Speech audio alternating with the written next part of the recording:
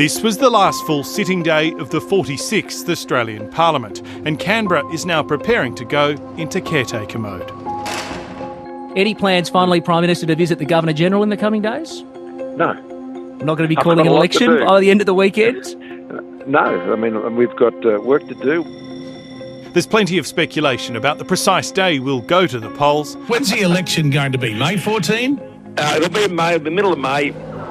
But as they leave the capital, Liberal backbenchers, nervous at being so far behind in opinion surveys, are asking themselves whether this week's budget is really enough to help them sandbag their seats.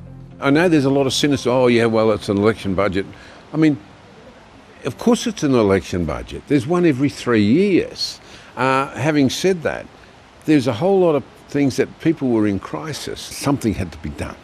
And so it was very much a cost of living budget. Veteran Liberal MP Warren Entsch holds the Cairns-based electorate of Leichhardt and has been the local member for about 22 of the past 25 years. There we go. He believes the budget's one-off cash payments and fuel excise cut will help claw back some support and genuinely ease pressure on families. But he fears recent events will lead to a big protest vote at this election. Are you worried the electorate is angry about plagues, floods, fires, wars? I mean, there's a bit going on. Don't forget pestilence. Pestilence as well. We had the mouse plagues as well. Of course. And it's getting stirred up, you know, the likes of the Palmer Party, freedom, a pox on all the parties, of course. So people are frustrated.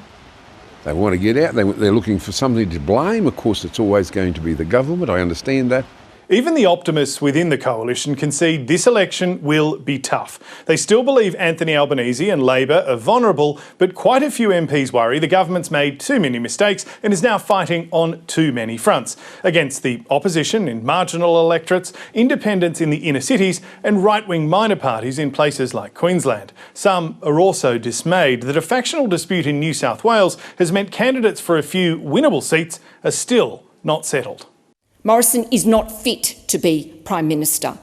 That bitter dispute, of course, has already led to this extraordinary Senate spray by Liberal Concetta Fierravanti-Wells, who on Tuesday night labelled the Prime Minister an autocrat and a bully after losing her pre-selection. Ministers continue to face questions about her allegations and have been forced to defend the party's processes. I think that 500 people at a pre-selection is a very democratic process, certainly not the one that Kimberley Kitchen faced. It's a damn sight more than you ever see at a Labor Party pre-selection.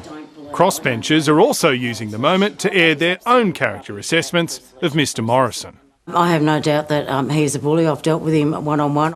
You know what? He got everything he deserved from Connie this week, and quite frankly, good on her. It's been a long time coming. How damaging is that, though? Of course it is. Multiple people saying that he's a liar and, the rest of it. Yeah, well, I think you need to put it into context. Whatever the process was, there was more than Scott Morrison that had the vote. She lost and showed that she's a pretty sad loser. Amid the fighting and spruiking of short-term electoral sweeteners, this week one of the key longer-term problems facing the Commonwealth has been overlooked. The cost of running the country is increasing more than the amount of money coming in, and without structural change to fund long-term goals like growing the Defence Force, improving aged care and tackling climate change, some economists fear deficits will be a long-term feature, and they worry this makes the nation more vulnerable to unexpected events.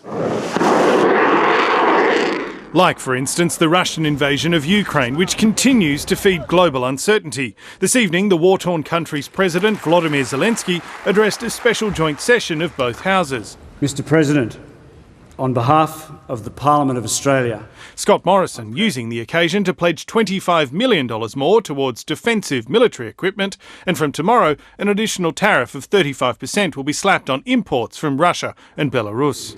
Yes, you have our prayers, but you also have our weapons.